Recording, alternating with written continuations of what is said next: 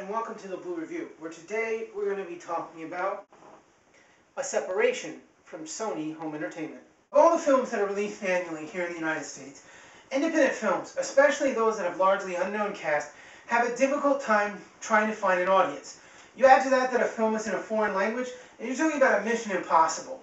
So how does a movie like Separation rise above the fray and get released by a major motion picture studio like Sony? Well, it does it on the back of its critical acclaim. It was nominated for 2 Academy Awards, it won a Golden Globe, and a whole slew of international film festivals, as well as being on the top 10 Best of 2011 list of the top 20 film critics here in the United States. This movie has a lot of critical cachet, but it also is by word of mouth, and in fact that's how I heard about the film.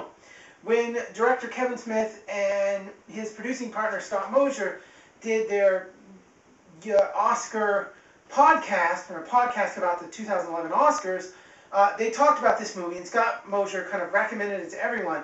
And the way he described it, I thought it sounded like it was pretty interesting, and that's kind of the only reason I wanted to check it out. A Separation is an Iranian film, and it's about a divorce, but that sort of just bookends what the story is really about.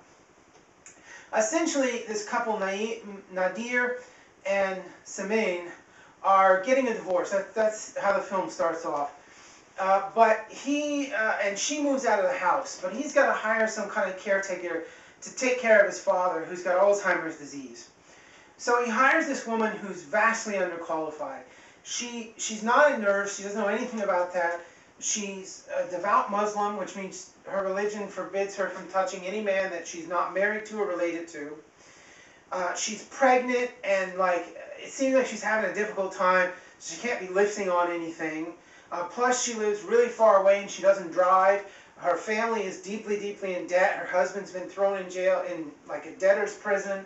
I mean, nothing's going right for this woman. And from day one, she just has nothing but trouble. Like the first day, the guy soils himself. The second day, he runs away.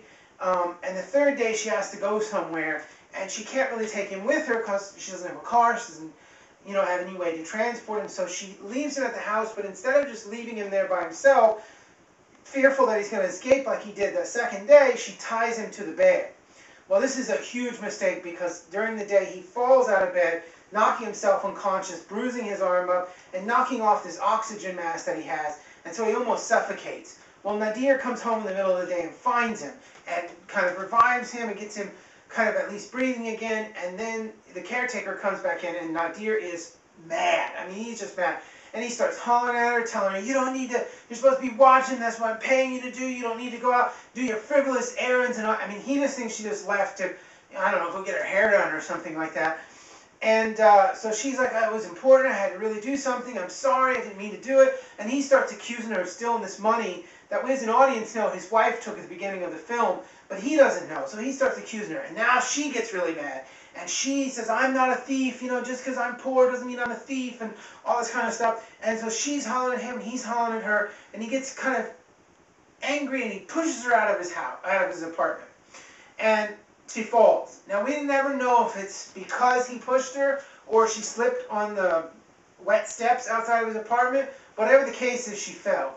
The next day, she's in the hospital, and he finds out that she's had a miscarriage. And the caregiver and her husband are accusing him of pushing her and causing the miscarriage. And because the baby was at least 11 weeks along, it meant that it was legally a person, and if he was at fault, he's going to be accused, he could be convicted of murder. And so they bring him up on charges, and gradually this the caregiver's husband starts going crazier and crazier, starts threatening the guy's daughter, his daughter's teacher, all kinds of stuff. And the Iranian law says that you can either pay them blood money or you can go to jail if you're convicted. And instead of opting to pay the blood money, he's trying to fight it. And his estranged wife, Siem, is like, look, this guy's going to hurt our daughter. Let's just fucking pay it. Let's just pay him the money and get the hell out. And that's really what the film is about. I kind of think it's in the style of like Umberto D or like a Victor De Sica, kind of 50s, early 60s kind of movie, or like a Krzysztof Kieslowski movie. like the Decalogue films or something like that. It's sort of like if Krzysztof Kieslowski did like an episode of Law and Order in Iran. That's really what this movie would be like. When the film was over, I didn't have that sort of visceral reaction that I expected I would. It wasn't like, oh my God, this is a game changer. I just sort of was like, you know what, that was a good movie for what it was, and I just turned it off and I went off and did something else. And later on, somebody asked me, what I did that day, and I told them I'd watched this film, and as I started describing the film to them, I found that my opinion of it changed. Because when I was watching it, I was totally for Nadir. But as I started talking to this other person, it became clear that I didn't really agree with him at all. In fact, I agreed more with his wife than him, in that, in reality, if somebody's like, I'm going to kill your kid if you don't pay me the money, I'm like, here's the money, just don't hurt my kid. We don't like to be the guy who's got the big balls of like, I'll take on the system and I'll prove that I'm right. But most of us are just kind of like, here's the money, now go away. At one point in the movie, he even accuses his wife of being a coward, never wanting to take a chance. But at the beginning of the movie, she's trying to take a really big chance, and it seems like he's the coward. And he never wants to admit when he's wrong, and you find out, as you're watching the film, that he's not in the right, that he has made a lot of mistakes, and that the dissolution of their marriage, which in the beginning just seems like it's sort of all her fault because she's sort of trying to initiate it, and she's trying to break up with him while his father's going through all this crap. But as you start watching it and ultimately thinking about it, you realize that there's a lot of little subtle hints as to why their marriage went wrong in the film, and it isn't because of what she says. It's one of those films that, on an intellectual standpoint, if you watch this with a group of people, and after, people who really love discussing and dissecting films, this is going to be the movie for you.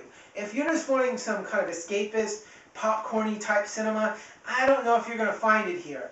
But you know what? You might find like an emotionally challenging film, especially if you've gone through a divorce or if you've got kids or something like that. This might be the movie for you. I thought A Separation got better as after I watched it and the day progressed, because even as I was going to bed at night, I was still thinking about it. 3 or 4 days later, I was still thinking about it. This is a movie I'm probably going to go back and watch a couple of times, just to see if I can really get everything. It's like a good book. Like when you get a good book and you flip it, flying through the pages trying to read it as fast as you can to get to the end. For the story, you're just digesting the story. And it's only later, if you ever go back and read it, that you start to see the nuances. And a great movie is exactly like that. You'll see a great movie, and the first time you see it, you're just sort of like watching it for the story and maybe some of the characters. But the more times you see it, the more of the nuanced performance. And this film is so subtle in its approach and in what it's attempting to do, that it's not that you're going to miss it, but you're going to kind of glance over it. It's when you watch the second or third time that you really start to appreciate everything that A Separation is. As far as the picture quality is concerned, it's decent. This movie was made for like $800,000. They didn't have the best or the biggest equipment. It's made on a low budget, but it looks pretty decent, about a four star. The audio, it's about a 3 star. It's nothing spectacular. It's kind of like The Wire or, one of those kind of shows where there's no audio except for sometimes source audio, like if a television or radio is going, but there's no score to the movie until the very end, when there's this like a song, an instrumental song that plays over the credits, and it's shot kind of cinema verite style, like handheld cameras and stuff like that. Overall, the movie is pretty excellent. I highly recommend. If you don't want to buy it, I understand. Rent it at least. You do yourself a favor, and if you love movies, definitely check this out. You know what? See if it's for you. But you're gonna want to own it. If you like me and you watched it once, you're gonna want to own it, because you're gonna want to go back and digest all the nuances that's going on in this movie. It's not a pretentious film at all. And I think that's why it works. It's also not about Iran as much as it's about human beings. And that means anyone, anywhere can connect to this film. All around, it's a story that could be set anywhere. It doesn't have to be set in Iran. It just happens to be. It could be set in the United States. It could be set in Great Britain, Canada, Germany, France, Spain. It could be set anywhere in the world. And I think, except for a few little details, the film will primarily be the same thing. It's such an interesting film.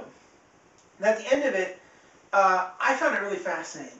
The only drawback on this disc is it doesn't have a lot of special features, and a couple of them are really choppy. They have one which is like a conversation with the director, and I don't know, the woman who was interviewing him just, I don't know if she was lounging in her chair and just was like talking with the mic and was, I don't know, she seemed like kind of a, I didn't like her at all, but the film as it is, it's a wonderful, wonderful movie. I definitely recommend you check it out. The movie is a separation. Yeah, pick it up. Alright, until we review something next time, this has been the Blue Review. Space, bitches.